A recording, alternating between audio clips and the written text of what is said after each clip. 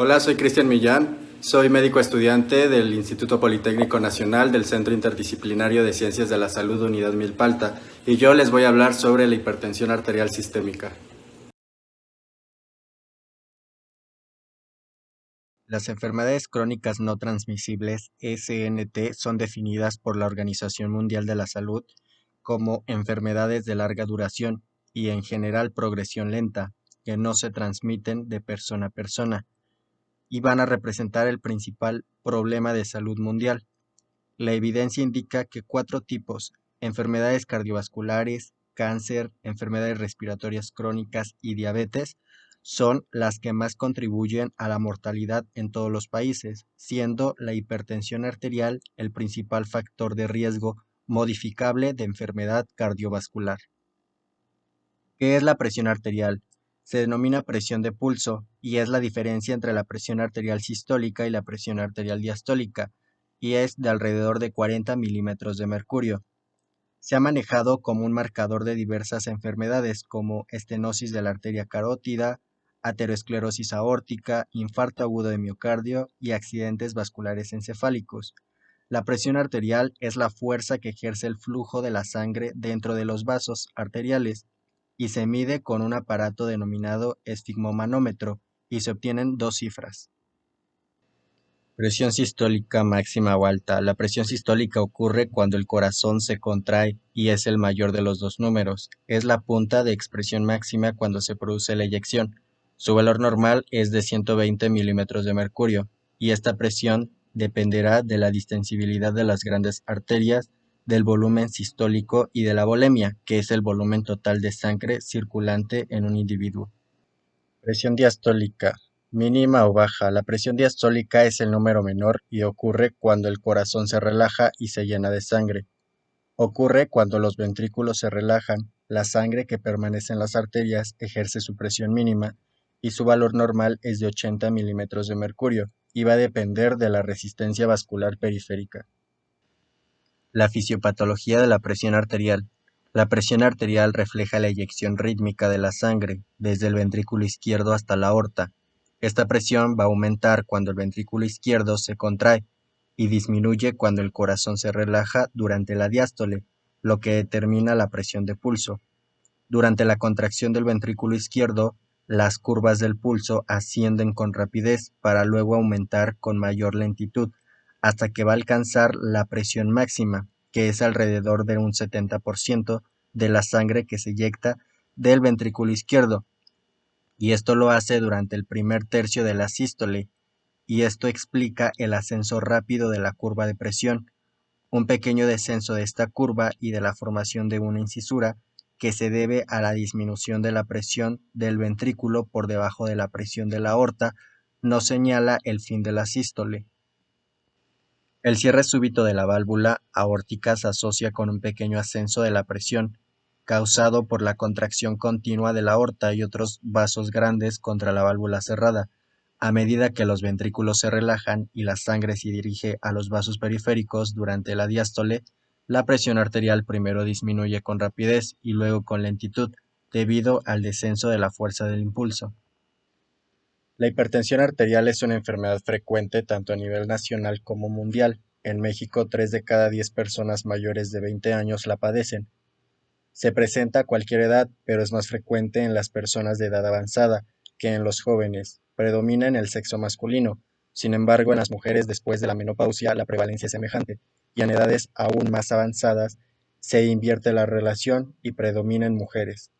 A pesar de ser una enfermedad tan frecuente, la mitad de los pacientes, sobre todo los jóvenes, ignoran que la padecen, debido a que el diagnóstico depende única y exclusivamente de la correcta medición de la presión arterial. La gráfica muestra la distribución de prevalencia en porcentaje de hipertensión arterial en México, de acuerdo con grupos de edad y género. La prevalencia en ambos sexos se iguala hacia los 50 años y posteriormente superior en el género femenino. El amarillo muestra la prevalencia de hipertensión en hombres y el rojo la prevalencia de hipertensión en mujeres. La hipertensión arterial sistémica es una enfermedad crónica controlable de etiología multifactorial. que se caracteriza por la elevación sostenida de las cifras de presión arterial por arriba de los niveles considerados como normales, hasta 140 milímetros de mercurio y para la mínima hasta 90 milímetros de mercurio, que se expresa como 140 sobre 90 milímetros de mercurio. Estas cifras son aceptadas tanto para gente joven como para gente de edad avanzada. Normalmente, conforme aumenta la edad, la presión arterial aumenta, pero siempre dentro de este rango, no más de 140 sobre 90 milímetros de mercurio. También puede ser definida por los ruidos Korotkov.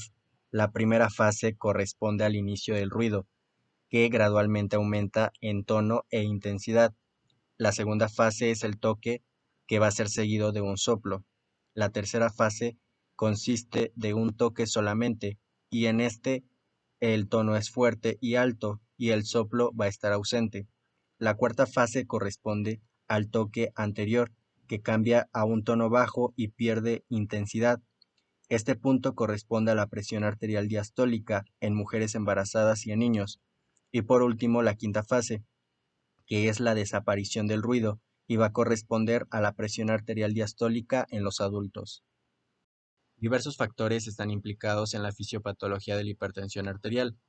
El elemento básico es la disfunción endotelial y la ruptura del equilibrio entre los factores vasoconstrictores, principalmente endotelinas, y los vasodilatadores, principalmente el óxido quince nítrico.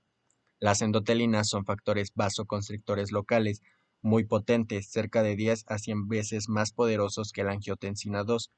Estas endotelinas van a ejercer diversas acciones en el tono vascular, la excreción renal de sodio y agua y la producción de la matriz extracelular. Se ha descrito disfunción del sistema de las endotelinas en estados de proteinuria crónica, en la acumulación de la matriz extracelular, glomerular e intersticial, así como en la nefropatía diabética, en la glomerulopatía hipertensiva y en otros tipos de glomerulonefritis. Los efectos biológicos de las endotelinas difieren de acuerdo con su concentración en el seno de cada tejido y van a estar implicadas en el proceso de remodelamiento vascular y de regulación de la proliferación celular, produciendo hiperplasia e hipertrofia del músculo liso vascular. Sistema renina-angiotensina-aldosterona. Se trata de un sistema complejo que comprende una serie de proteínas y cuatro angiotensinas, además de sus acciones propiamente vasculares. Induce estrés oxidativo a nivel tisular, que produce tanto cambios estructurales como funcionales, especialmente disfunción endotelial, que configura la proteína hipertensiva.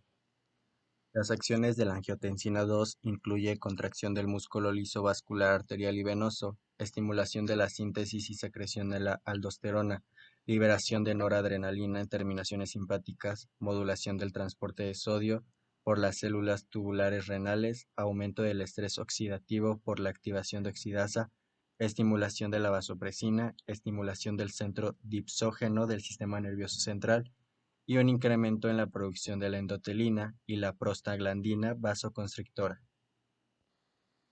La angiotensina 2 y la aldosterona juntas poseen acciones no hemodinámicas como aumento del factor de crecimiento endotelial vascular con actividad proinflamatoria, estimulación de la producción de especies reactivas de oxígeno nefrotóxico, incremento de la proliferación celular y la remodelación tisular con aumento de la síntesis de citocinas y factores de crecimiento y reducción de la síntesis del péptido atrial natriurético natural. Incremento del tejido colágeno a nivel cardíaco y vascular por inhibición de la actividad de la metaloproteinasa, que destruye el colágeno e incrementa los inhibidores tisulares específicos. El resultado es el incremento del colágeno 3 en el corazón y vasos sanguíneos en los pacientes hipertensos. Estos efectos son mediados por el aumento de la expresión del factor de crecimiento tumoral beta 1. Y por último, la acción estimulante sobre el factor de crecimiento del tejido conectivo. Se han descrito dos enzimas convertidoras de angiotensina, la ECA1, que es la enzima fisiológica, y la clásica, la ECA2, en algunos pacientes con hipertensión arterial.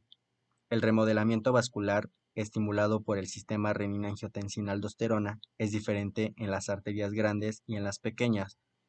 En el primer caso se trata de un remodelamiento hipertrófico y en el segundo de una remodelación eutrófica.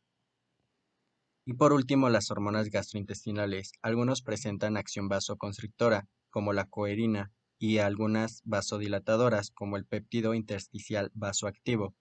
Existe la posibilidad de que estas hormonas contribuyen a la regulación de la presión arterial, regulación que se perdería en la hipertensión arterial esencial. Debido a esto, se piensa que debe existir una cierta asociación entre las patologías funcionales digestivas con la hipertensión arterial sistémica. Dependiendo de la causa que origina la elevación de la presión arterial, se clasifica en dos tipos: hipertensión primaria o esencial, causada por la interacción de muchos factores, entre ellos la herencia, la mayor o menor sensibilidad a la sal, la obesidad, el tabaquismo, entre otros. Es la causa más frecuente de la hipertensión y se presenta en 9 de cada 10 hipertensos. Representa entre el 90 al 95% de los casos. Hipertensión secundaria es mucho menos frecuente, el origen es diverso y solo identificable con estudios especializados.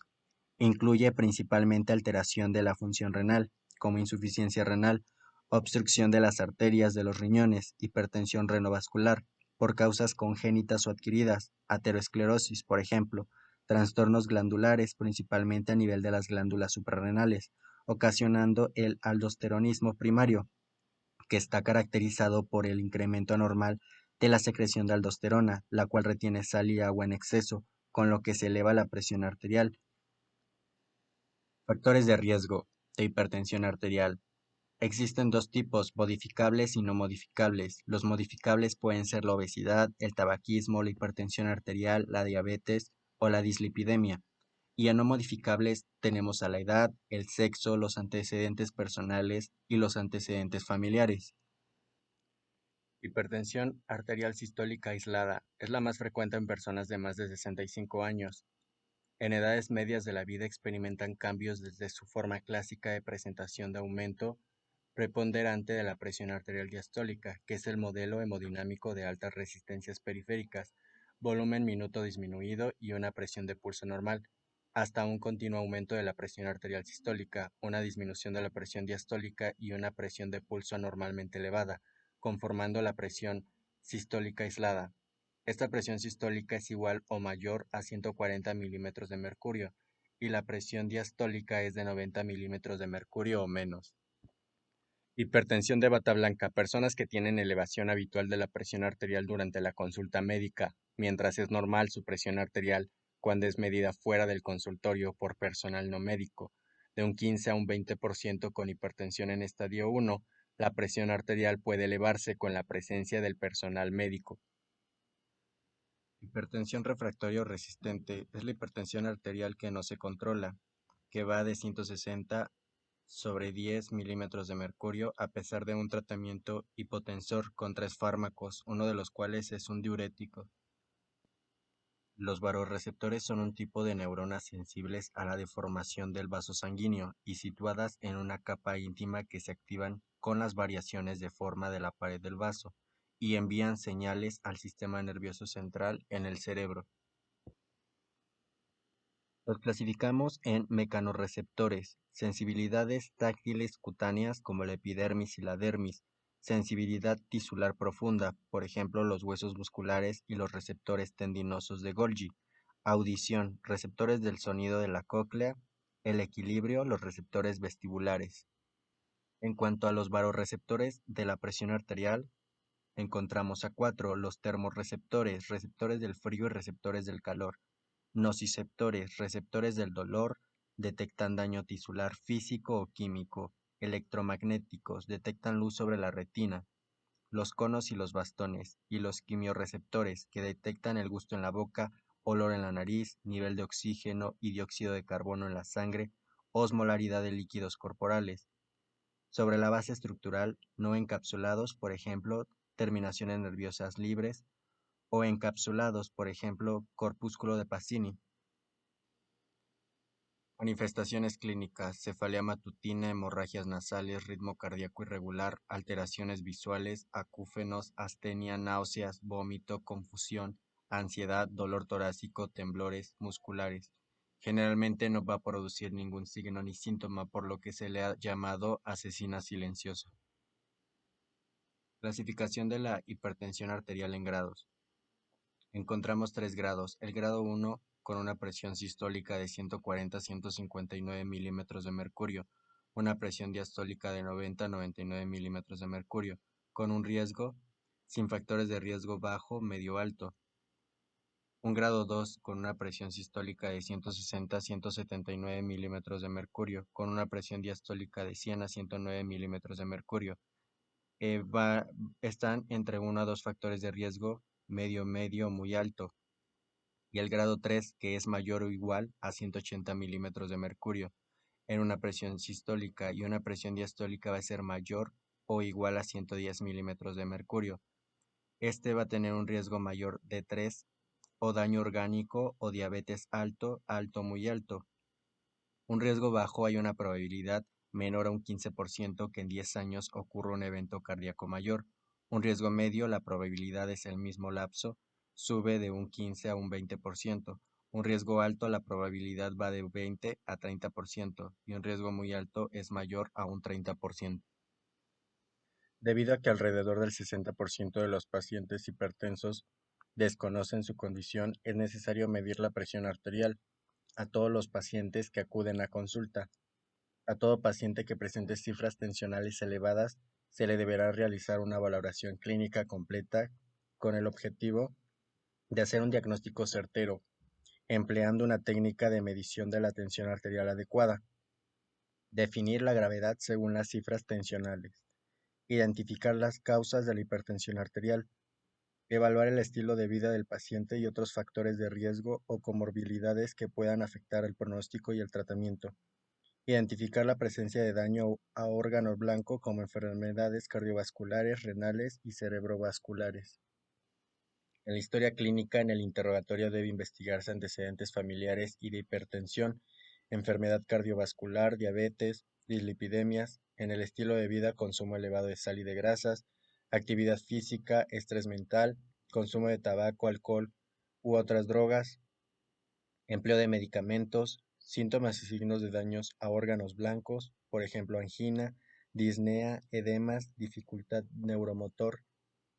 El examen físico debe incluir medición correcta de la presión arterial, ya que es indispensable medición de peso, talla, circunferencia abdominal, índice de masa corporal, examen de fondo de ojo, auscultación de las carótidas para ver si hay soplos, examen de la glándula tiroidea, examen cardíaco y pulmonar en cuanto al ritmo y la frecuencia cardíaca, examen de abdomen buscando masas o aumento del tamaño de los riñones, palpación de las extremidades buscando edema y evaluación neurológica. El examen de laboratorio debe incluir una biometría hemática, orina, micro y macroalbuminuria, química sanguínea, glucosa, urea, creatinina, sodio, potasio, calcio y ácido úrico, cálculo de la depuración de la creatinina, perfil lipídico, colesterol, colesterol LDL, colesterol HDL y triglicéridos, índice aterogénico de Castelli, fibrinógeno, proteína C reactiva de alta sensibilidad. Otros procedimientos de diagnóstico, como un electrocardiograma, una tele de tórax, sobre todo si el paciente tiene larga historia de fumador o enfermedad pulmonar, un ecocardiograma en pacientes con factores de riesgo múltiples o en pacientes en grado 2 o con más de 10 años de evolución. ¿Cómo vamos a establecer el diagnóstico?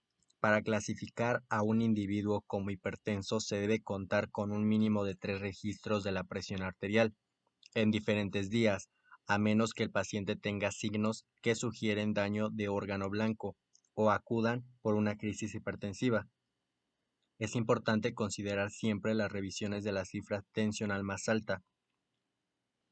Clasificamos al paciente de acuerdo a sus cifras de presión arterial y lo vamos a clasificar en 4: normal con una presión sistólica menor a 120, una presión diastólica menor a 80, prehipertensión, una presión sistólica de 120 a 139 y una presión diastólica de 80 a 89, hipertensión en etapa 1, una presión sistólica de 140 a 159 y una presión diastólica de 90 a 99.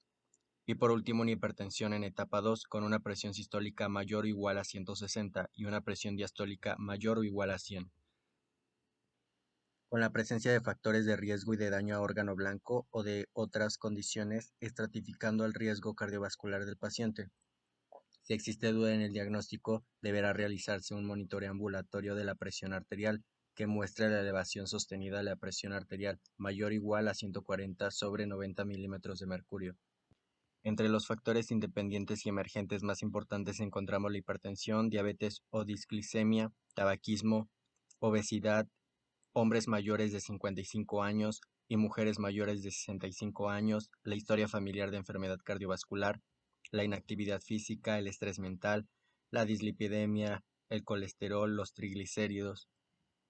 En cuanto al daño a órgano blanco, tenemos al corazón con una hipertrofia ventricular izquierda, una angina o un infarto al miocardio, una revascularización coronaria primaria y una insuficiencia cardíaca, y al cerebro una enfermedad cerebrovascular, demencia, enfermedad periférica arterial, retinopatía y una disfunción eréctil de causa vascular.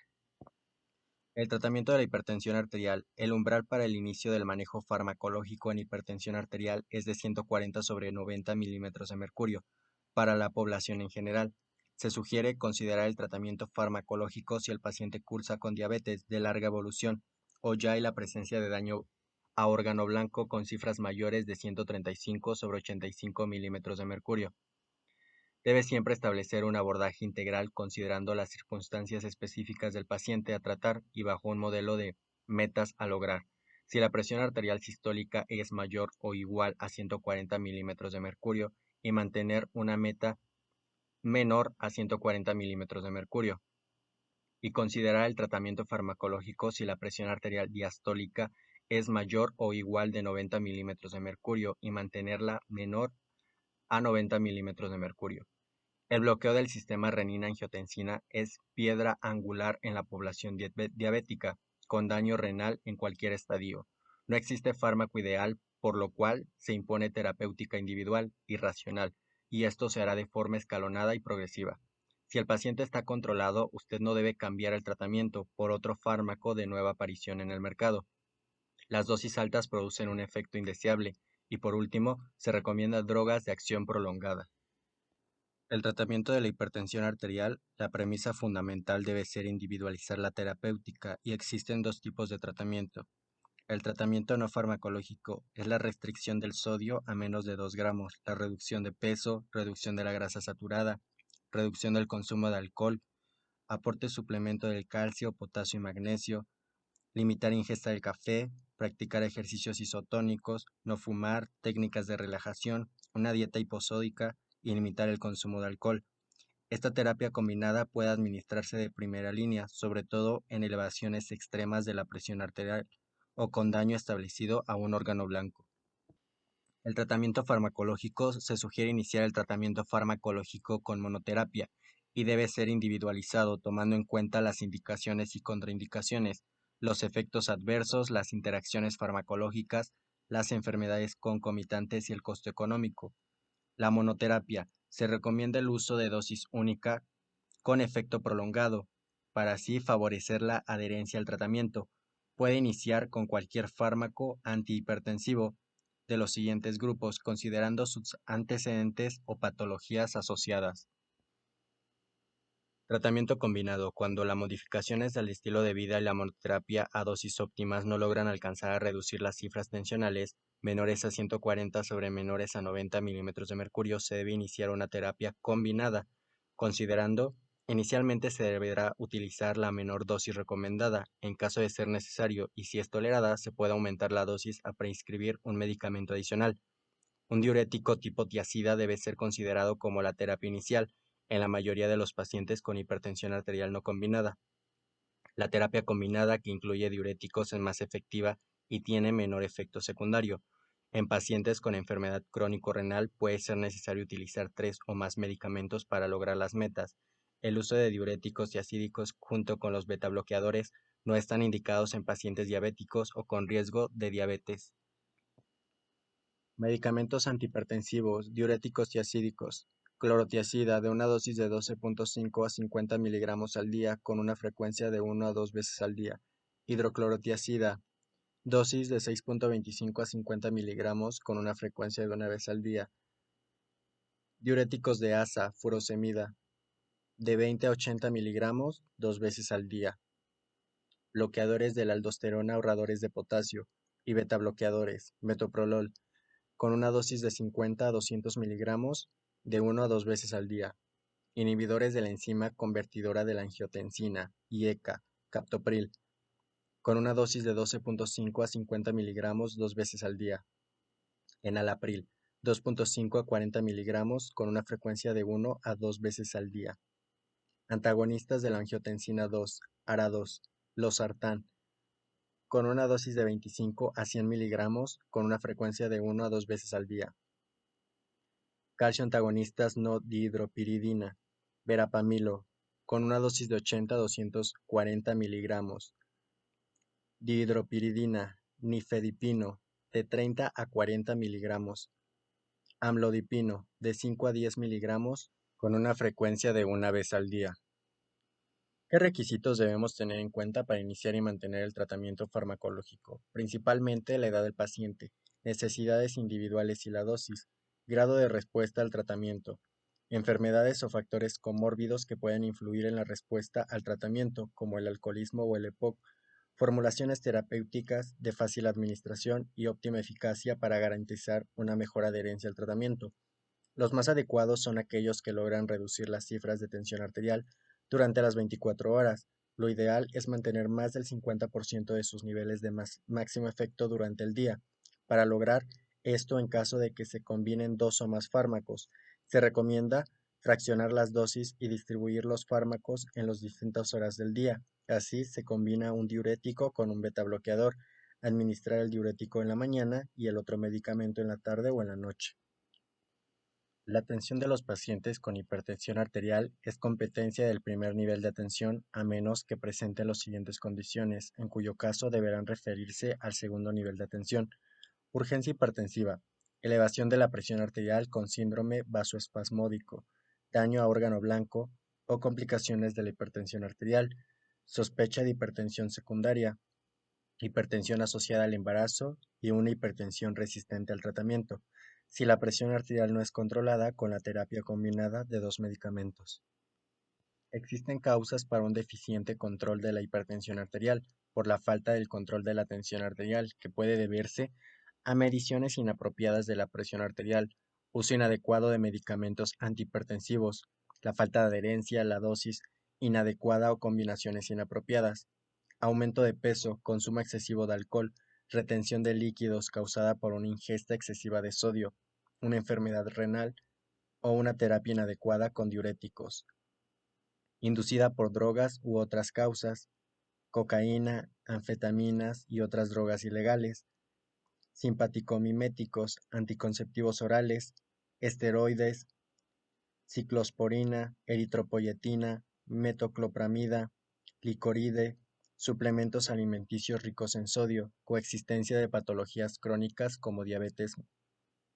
La prevención de la hipertensión arterial sistémica debido a que el riesgo natural de hipertensión aumenta con la edad en un 90%, se debe aplicar medidas de prevención primaria para así evitar el aumento de los valores de la presión arterial y poder minimizar los factores causales en la población particularmente predispuesta, por ejemplo, pacientes que presentan cifras en el rango de prehipertensión. ¿Cómo vamos a sacar la presión arterial? Lo primero que vamos a hacer es revisar que el equipo esté perfectamente calibrado y regulado y le vamos a pedir al paciente que se mantenga sentado en reposo en una silla tranquilo alrededor de 10 minutos antes de la toma. Le pediremos que no cruce brazos ni piernas y que no hable durante el proceso. De haber tomado bebidas calientes o muy frías antes de la toma, no fumar, beber alcohol, comer chocolate o hacer ejercicio por lo menos 30 minutos antes de la toma. El brazo del paciente debe estar apoyado sobre una superficie sólida, de tal manera que el pliegue anterior del codo se encuentre cerca del corazón. Vamos a asegurar el brazalete del esfigmomanómetro de manera uniforme y cómoda alrededor del brazo de unos 3 a 4 centímetros del espacio cubital en el codo. Y lo vamos a centrar sobre la arteria braquial. No vamos a colocar la cápsula del estetoscopio por dentro del brazalete. y vamos a iniciar una palpación de la presión sistólica alrededor de 15 a 30 segundos antes de tomar una lectura. Vamos a comenzar a inflar rápidamente por 30 milímetros de mercurio sobre la presión palpatoria y lo vamos a observar. Y después vamos a comenzar a desinflar de 2 a 3 milímetros de mercurio por segundo. Lo que haremos es anotar el primer sonido consecutivo, que es la presión sistólica, y posteriormente identificar la presión diastólica, que será el último sonido escuchado. En la valoración inicial se debe medir la presión en la posición supina de pie y vamos a medir de 1 a 5 minutos después de asumir la posición de pie, tanto en ancianos como diabéticos. La categoría de la presión arterial: una presión sistólica normal va a estar en menos de 120 milímetros de mercurio, una diastólica en menos de 80 milímetros de mercurio. Vamos a considerar una presión arterial elevada de 120 a 129 milímetros de mercurio en una presión sistólica y menos de 80 milímetros de mercurio en una presión diastólica. Una presión arterial alta o hipertensión nivel 1 en una presión sistólica de 130 a 139 milímetros de mercurio y en una diastólica de 80 a 89 milímetros de mercurio. Una presión arterial alta o hipertensión nivel 2 la encontramos en 140 o más milímetros de mercurio en una presión sistólica y de 90 más en una presión diastólica. Y vamos a considerar una presión arterial o crisis hipertensiva. Aquí vamos a consultar ya al médico y va a ser una presión sistólica a más de 180 milímetros de mercurio y una presión diastólica a más de 120 milímetros de mercurio.